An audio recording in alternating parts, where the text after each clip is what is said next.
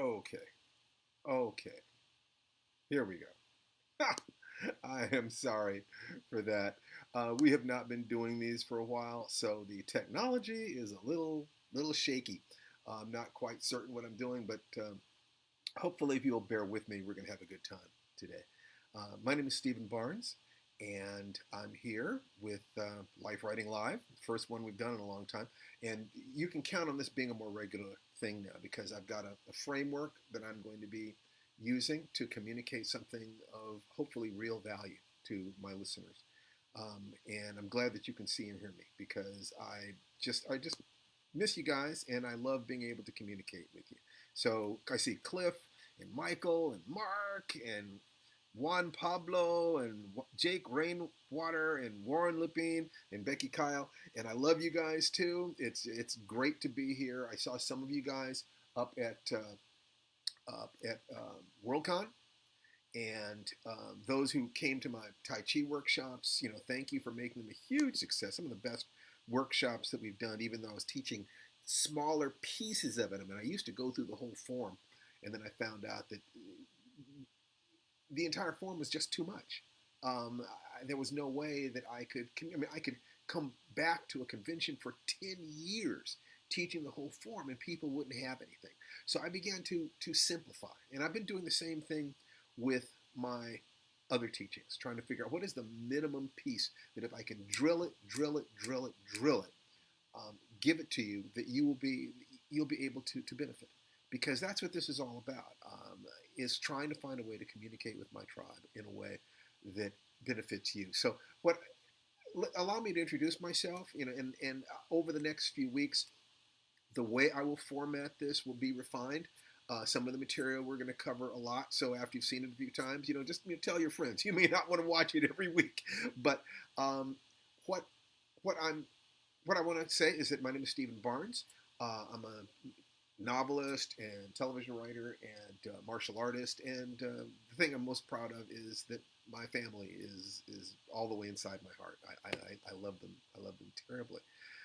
And what I wanted to say to you guys about why you should be watching this is that my promise to you is that by the end of this period of time that we have together here, maybe approximately an hour, you will know how to write a book a year in a sentence a day. And trust me, I can do the math.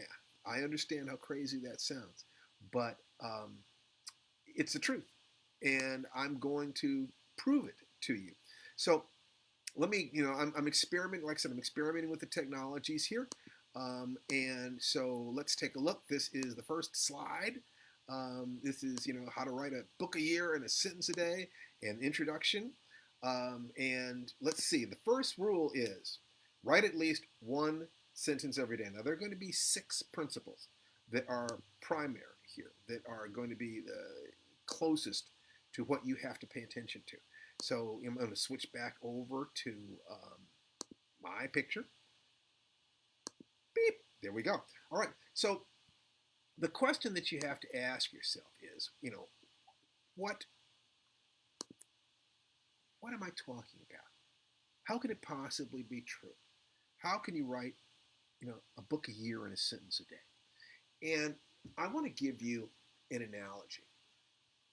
Let's say that it's your goal to run 5 miles, okay? And you wake up in the morning and you think about running 5 miles.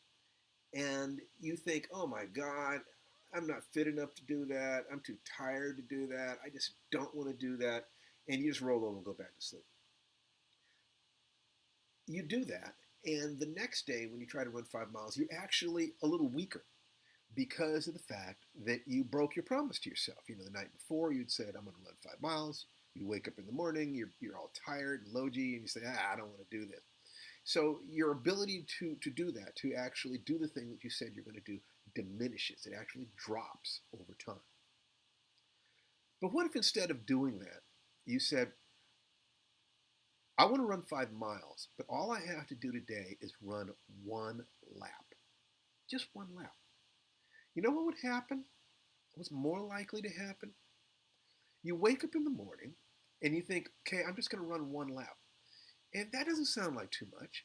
So you roll out of bed and you put on your jogging pants and your sweatshirt, and you put on your shoes and you brush your teeth and you walk down to the track. You're still yawning, and you get down there and you stretch and you walk one lap, and then you run one lap. And by the time you've run one lap, you've done 80% of what it takes to run a mile. So you're already warmed up. Now, if you wanted to quit after one lap, you absolutely can. No, and you have done everything you said you're going to do. You've kept your word to yourself. And there's a fantastic thing that happens when you start keeping your word to yourself. You start developing confidence that you can do it. So if you have a tiny little goal, like running one lap, you're very likely to start developing the habits that lead you to running 5 miles. So if you have a goal like, I'm going to write one sentence every day, you say, I want to be a writer, and I don't have the time to be a writer.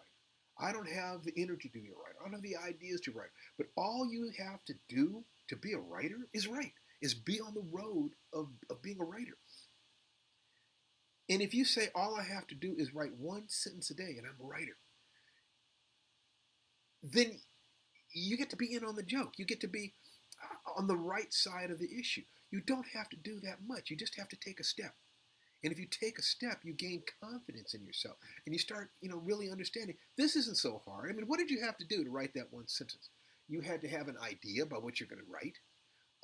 You had to, get out of bed or wherever and get in front of your computer or get to your yellow pad or whatever you're writing on. You had to open the file. You had to find where you are. You had to, maybe close the door, put on the music that you like, whatever. And you had to start typing one sentence. Maybe 5 minutes, maybe less to write one sentence, maybe just 1 minute if you type fast. And once you've done that, you can stop if you want to. But here's the thing that is true. If you go through all of that, just like with having run one lap, you've done 80% of what it takes to write an entire page. Because you've done all the preliminary steps. And even if you only write one sentence, you've kept your word to yourself. That means you are strengthening your confidence in yourself. Now, there are what I call atomic actions, the minimum daily dose of something. The minimum daily dose of fathering is spending 5 minutes with my son every morning. The minimum daily dose of exercise is probably doing my Tai Chi, which I combine with a morning ritual. The minimum daily dose with my writing is one sentence a day. Now what do I actually write every day? I'm usually writing, 3 pages approximately in a day. But the minimum, whether I'm traveling on the road, no matter where I am, one sentence. That means that every single day I keep my word to myself. Okay, so that's the first step. That's the first step, and it is an important one. The next step, and once again, I'm fiddling around with the technology here to make this work properly. The next step is to write 1 to 4 stories a month. 1 to 4 stories a month. Now, there are people who will say, well, I want to write a trilogy, or I want to write a novel, or I want to write a script. The equivalent to a script, novel script, short story, short film. The idea is that a short story contains all the pieces that you need to actually create a novel. There's discipline, there's plotting, there's characterization. There's all of these different things. They're all contained within a short story.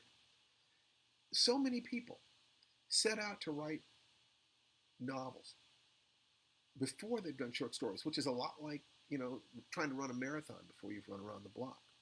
You're sabotaging yourself. You're setting yourself up for failure.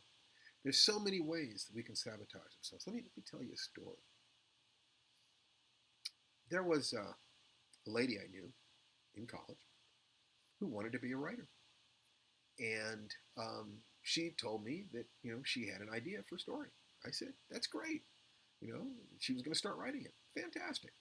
So a couple weeks later, I asked her how the story was going. She says, "Hey, I'm working on it, but it's getting a little long. It's turning into a novelette." I said, "Oh, okay, that's fine." So about a month later, I asked her how the novelette was going. She said, "Well, it keeps growing. I think I've got a novella." I said, "Oh, okay." A couple months later, I asked her how the novella was going, and she said, "Well, God, it's just so there's just so meaty. There's so much there. I think it's turning into a novel." Uh-huh. Okay. Well, about a year later, I asked her how the novel was going. And she said, "Well, the idea was just so filled with action and romance and adventure. I think what I've really got is a trilogy." Stopped asking her.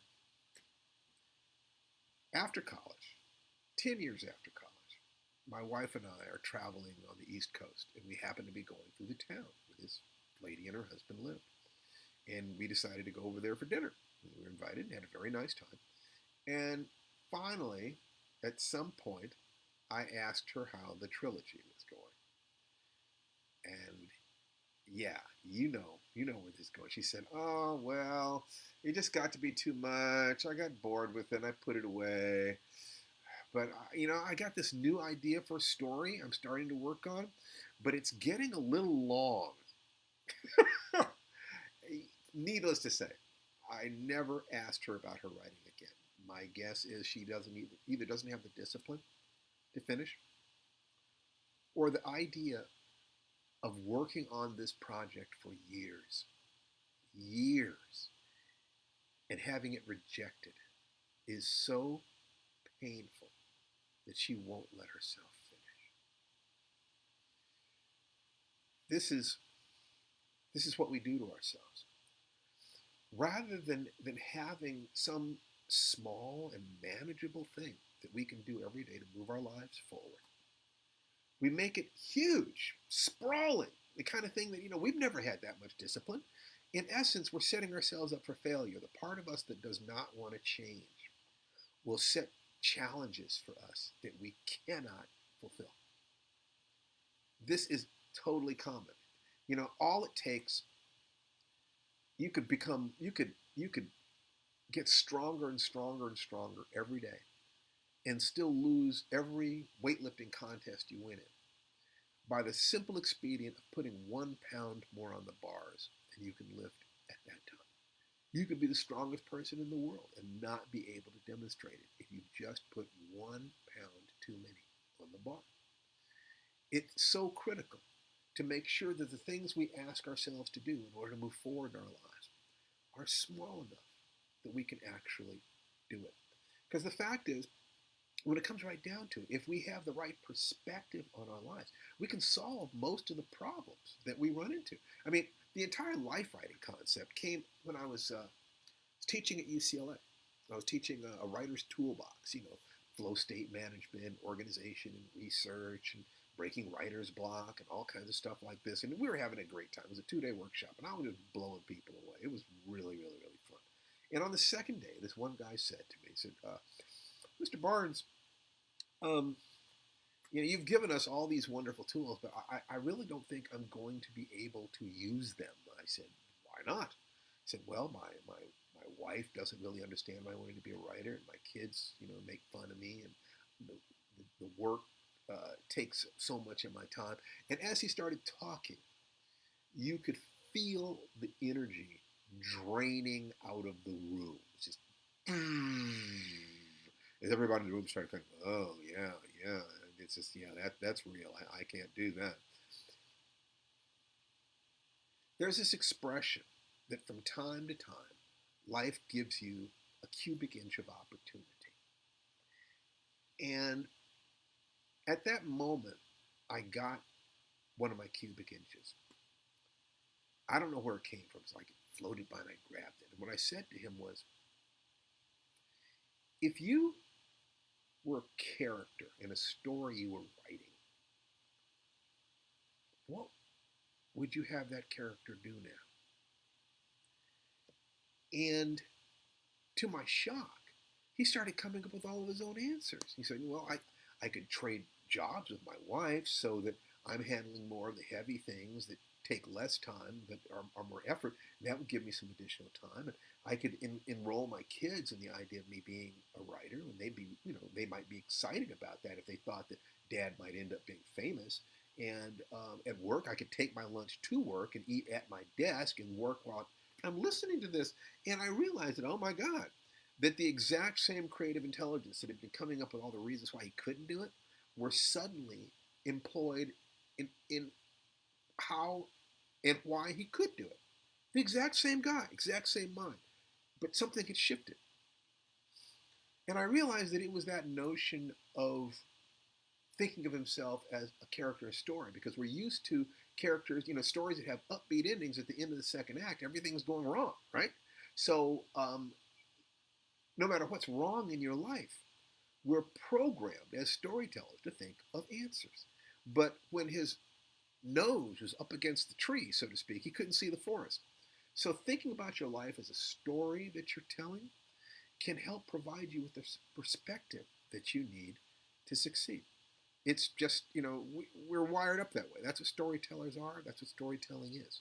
So I want to, kind of offer that to you. So take the small piece, 1 to 4 stories a month, short stories. In every way, short stories are, especially if you've never published anything, short stories are the way to get into the field. They're the way to accelerate your work. I was talking with Chris Rush today, who's taught many, many students, was a former editor of magazine Fantasy and Science Fiction, written over 150 novels. And she believes, as I do, that short stories are the way to get into the field. Now, looking at Ray Bradbury's advice, he would advise writing a story a week or a story every other week. So I'm willing to be a little bit more flexible than that. You write 1 to 4 short stories a month. Okay? Do that, and you're on your path. All right. So let's see what the next step is. So you're going to, boom, you're going to finish what you write and submit what you write. In other words, you finish those stories and you send them in for publication. Now, when you're doing this, by the way, one of the things you're going to have to do is you're going to have to do market research. You're actually going to have to take a look at where stories are published, in magazines, anthologies, webzines. Get out there and do a search. Google is your friend. Who is publishing the kind of stuff that you want to publish? The way you know that, where are you reading the stuff that you like to read? The same places you're reading it are probably places where you could conceivably publish it. You take a look at the mastheads, you take a look at the editors, the submission editors, and you start understanding what the field looks like from the other side of the line. Okay? So, what are the first 3 things? You write at least 1 sentence every day. That gets you off your duff. That gets you moving. Write 1 to 4 short stories a month. Okay? So a story every week or a story every other week or, 1 story a month, fine. It's okay. But never less than that. Never less than 1 story a month. And it can be a 1-page story. They're very short stories, flash fiction. I don't care. You get yourself started. Get moving, people. Get moving. And then you finish what you write. And you submit it.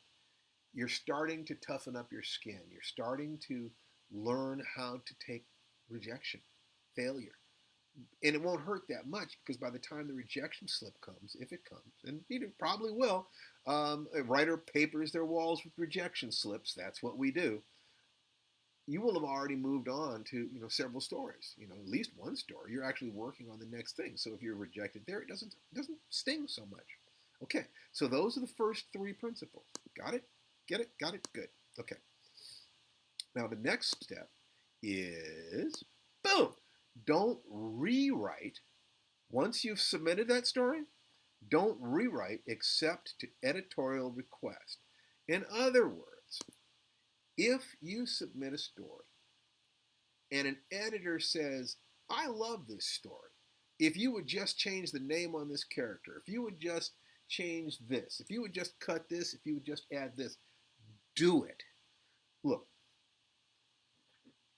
no criticism or compliment is equal to a check that clears the bank. What you want is a professional editor saying that they're willing to risk their mortgage on your work. When you send stories in, you're going to go into the slush pile at first, over and over and over again.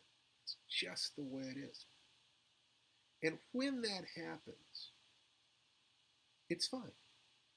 You're getting up to plate and you're taking a swing.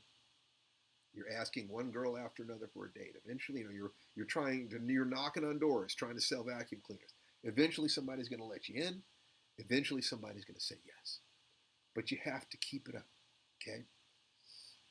If an editor pokes their nose up and says, wait a minute, you've got something. In other words, if you're not just getting a rejection slip, but you're getting a letter, that is a fantastic clue that you're heading in the right direction. It's like seeing pieces of driftwood. You're getting close to the shore.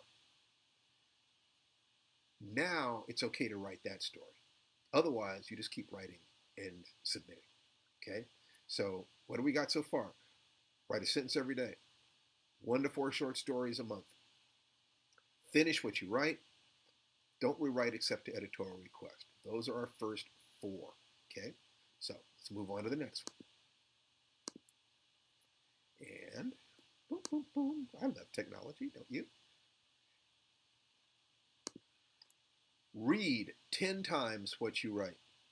Now, this is important. You read 10 times what you write. Writers who do not read are like athletes who don't eat. Okay? You can't move forward in life unless you are programming yourself, preferably with material that is better than where you are right now. Aim at the level that you'd like to write at, or even higher. 10 times what you write if you're supposed to write, a story every month. So you have to read 10 stories a month. If you're going to try to write, an ideal situation, read a story every day. Get yourself collections of short stories. Read, read, read. It is feeding your heart, feeding your soul, feeding your aesthetic sense. It's how you learn. And as you learn techniques, start looking at the stories you're reading and developing a sense, a theory of how these people are utilizing the ideas. How are they, whatever models of plot, characterization, theme, and counter theme, and this stuff that you go through, how are these writers using these things? And quite frankly, on a day when you can't come up with an original sentence, if you forced yourself to type out 1,000 words of somebody else's short story, that would be fantastic. And if you wrote it in longhand, it would be even better. I mean, the point is to get moving, get in the process, get on the road. There are technical things and so forth with what it is that I'm doing here today, but I have to get started on this process of doing one of these every week because there are so many pieces to the puzzle to make this work. And the only way to get it working right is through experience. The same thing is going to be true with your writing. Everything that you want as a writer has to move from unconscious incompetence, you don't even know that you don't know, to conscious incompetence, you know that you don't know, to conscious competence, you can do it as long as you're focused on it, to unconscious competence. It is natural. It's normal. The same way that if you practice yoga long enough, your breathing changes even in your sleep. That's what you want. All art is a matter of self-expression. It's a matter of emotional flow. So any technical things you have to do have to be at the level of reflex, or else it won't work. Okay? So read 10 times what you write. Absorb, absorb, absorb, absorb. That's your route. Okay? And the last step here is repeat this process 100 times. Let me tell you a little story. When I was getting started in the field, I was writing like a demon, but I wasn't getting anywhere. I wasn't selling anything. And I was getting very discouraged, because all I wanted in life was to be a writer. I mean, I decided that I'd rather fail at being a writer than succeed at anything else. It was like I hadn't given myself any room for my life to be anything else. I burned my bridges behind me. I burned the boats. But the voices in my head that were telling me that I couldn't or I shouldn't or I mustn't, that I was on the wrong track, that I didn't have any talent, I didn't have the ability to do this. You know something? There was a chance they were right. And there was a really serious question. Was I willing to sacrifice everything? Was I willing literally to destroy my life for my dream? No. But I wanted to have every conceivable chance to have my dream. So I made a deal with myself. You know, I had done a lot of research on successful writers, and all of them suggested that they had to write dozens of stories before they were able to accomplish anything, before they were able to sell. Sometimes several novels, a foot of scripts. The average seemed to be about maybe 30 stories, something like that. So I decided I would triple that, and I would write 100 stories before, and write them, put them through this process, send them in for publication. 100 stories before I would even seriously entertain the notion of quitting. 100. Man, my demons hit me with everything they had. Every bit of doubt and pain and fear, and I'm letting the woman I love down because, we hope to, marry and have a family one day. But I kept plugging and kept plugging and kept plugging. And you know what happened? I got to story number 23 and it sold. And number 26, I think, sold too. And then number 27 sold. And basically, I've sold almost everything I've written since then. But I had to give myself the room to fail.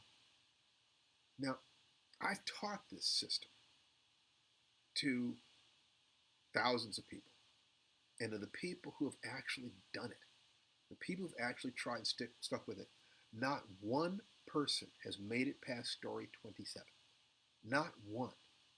So if you're willing to follow what I'm saying here, let's take a look at all these steps, switching back and forth again.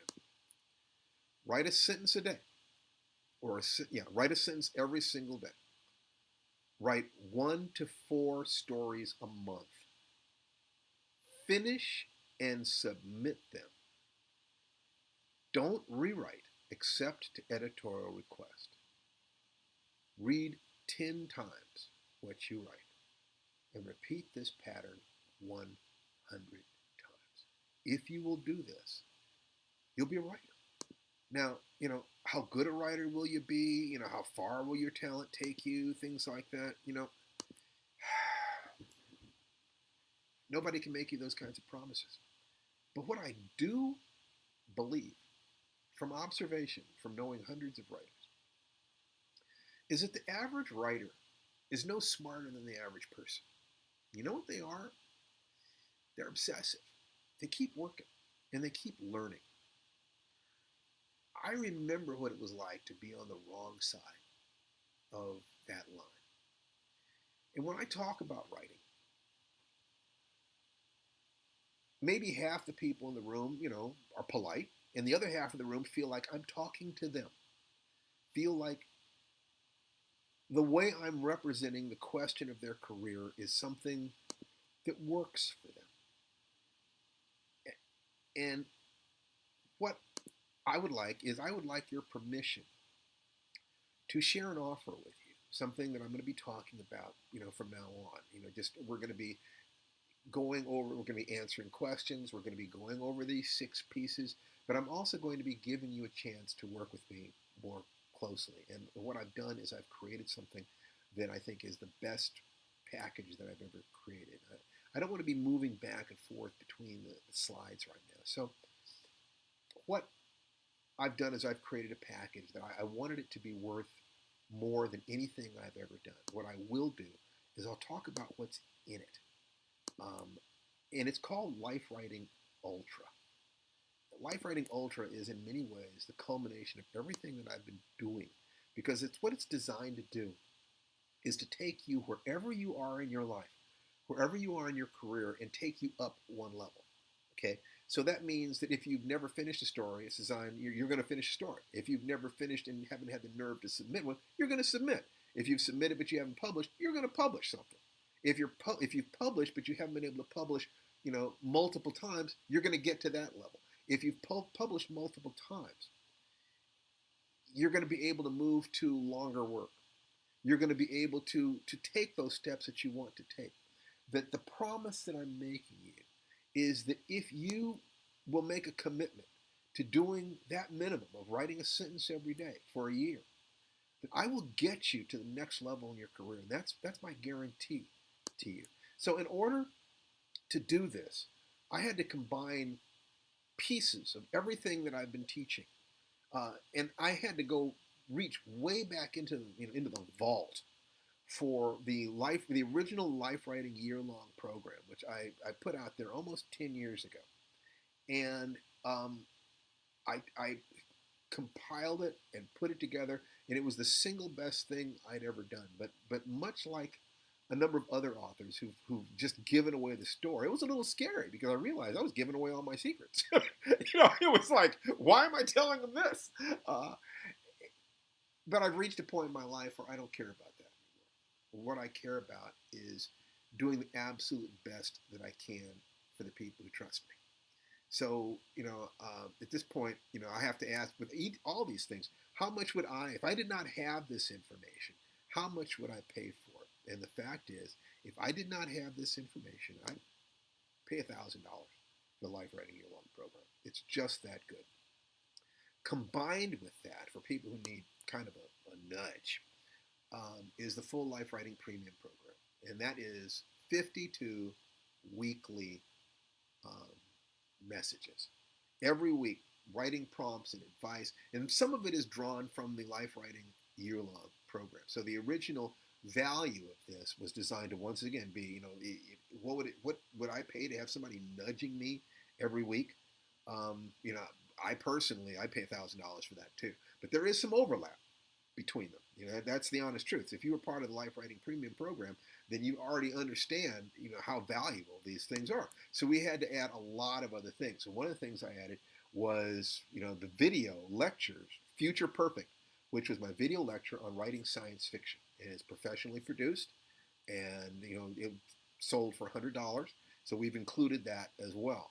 And we also had the Art of Horror, which was my lecture on horror and dark fantasy. Once again, professional video production, worth $100 because it's packed. It's just I hope you can tell that my commitment is to helping writers write. If that's what you want, that's what I want for you.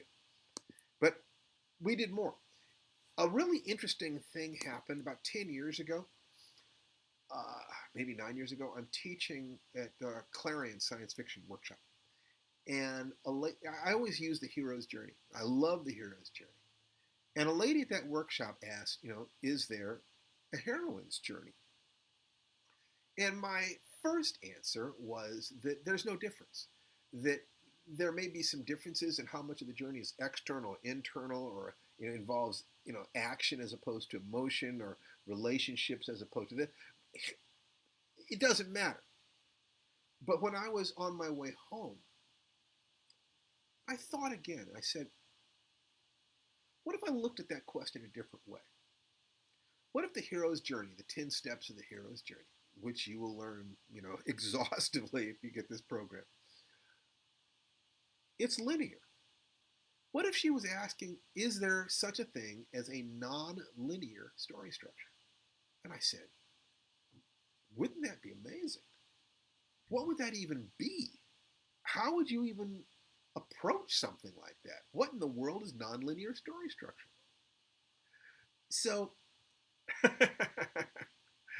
I talked with my Sufi friend, Mushtaq Ali Al Ansari, who had helped me to map the hero's journey on something called an Enneagram. We've talked about the Enneagram other times, but there are 9 positions on the Enneagram. And I looked at it, and what I did was I looked at the interconnection between the different points of the hero's journey.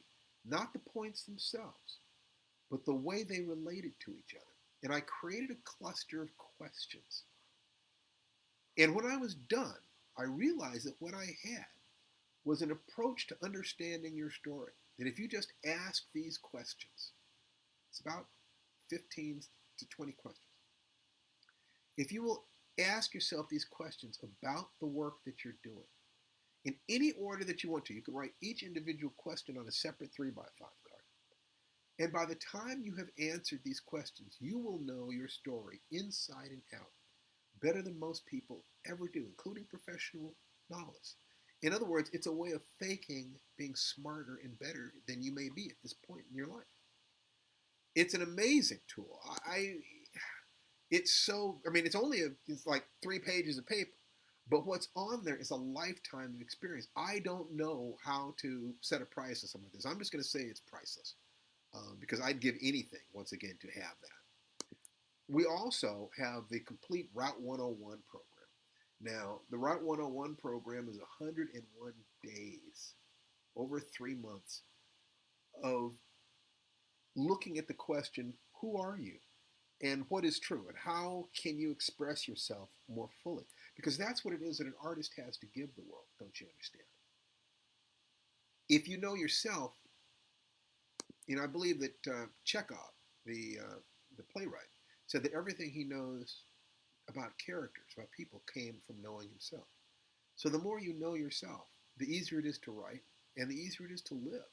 So the 101 program is a compilation of the ideas about personal, mental, and physical development that, once again, gained over a lifetime of study in so many different disciplines. And this is another one of those things that I sold, pulled off the market, but decided to go deep into the vault to find the very best things that I had ever done and combine them and to offer them to you guys, worth at least $400. In addition, I created something called the Zero Net Time program for busy writers and busy people. Basically, it's a fitness program that takes zero net time. It takes no time out of your day and out of your life at all. And I'm not bluffing about this. And it will provide all the basic fitness that you need. And if you follow it, you actually gain time rather than losing time. An amazing, amazing addition for people who consider that they don't have the time to take care of themselves. I just came back from WorldCon and saw a lot of old friends and people that I've known for many years, and quite frankly, they have not been taking care of themselves. And in some cases, they're finally reaching the point of success that they wanted, and their bodies are failing them. You need energy. You need aliveness. You need some sense of being here in your body in order to learn from the world, in order to have the courage to keep going when things go bad, and they will go bad. So the Zero Net Time program is beautiful for that. It's self-contained. The Fear program, the Zero Net Time program, once again, is worth hundreds of dollars.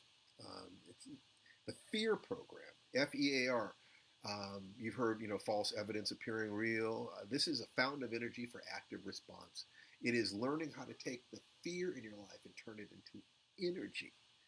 And if fear has stopped you from finishing your work, you need what's in this. And once again, worth hundreds of dollars. Audio, these are audio, combinations of audio and video and PDF, MP3s. All this is downloadable. You get it immediately.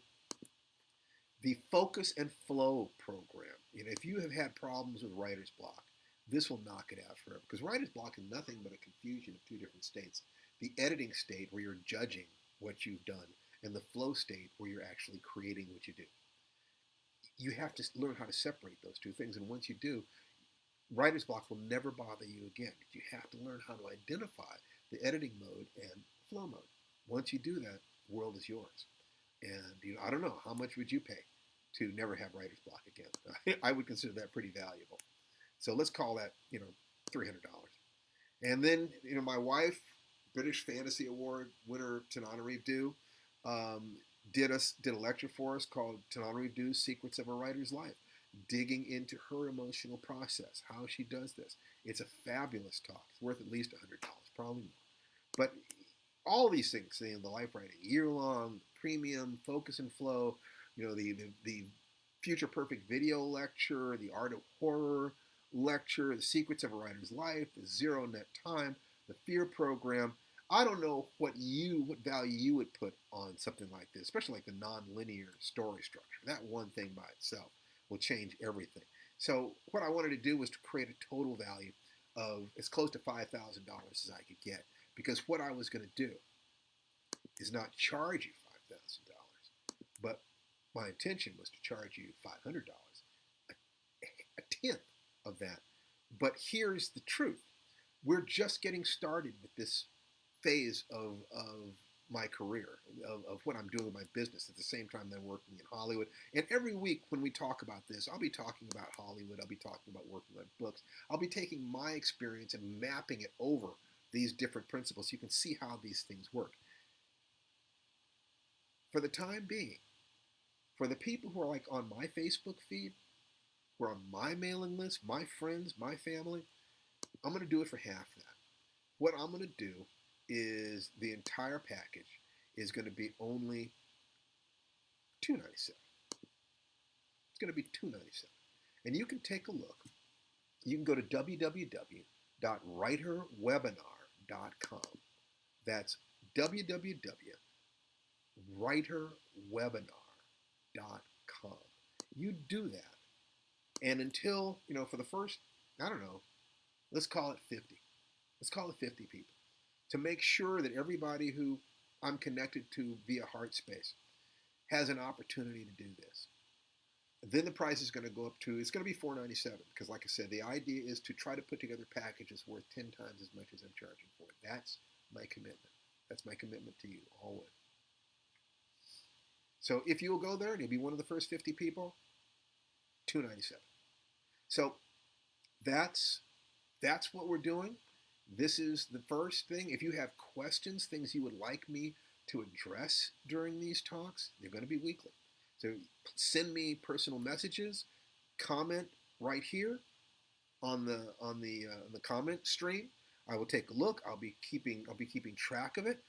I just want to know, what is it that you need to get to the next level of your career? That's what these talks are going to be about, taking you to the next level of your career. And if you're not a writer, then what you want to do is you want to listen between the lines, because there is some minimum that will work for you as well. Some minimum, whether it's for your body, my body, like I said, minimum Tai Chi, maybe the 5 Tibetans. With my finances, it's saving 5% every week and taking it out of my checking account, putting it into my retirement account. With my relationships, it's spending at least 5 minutes with Jason every morning. That's just the minimum. With my writing, it's a sentence every day. So that is that's all of that stuff. So it's good to be back. It's good to be talking to you. I will talk about any aspect of writing that fits into that question. How do you get from this level of your career to the next? And we will be talking about what's in the Ultra program. If you tell me something that you need, that you would like to have in there, oh my God, I just did an interview today with Chris Rush about marketing, helping you make the first 10 sales.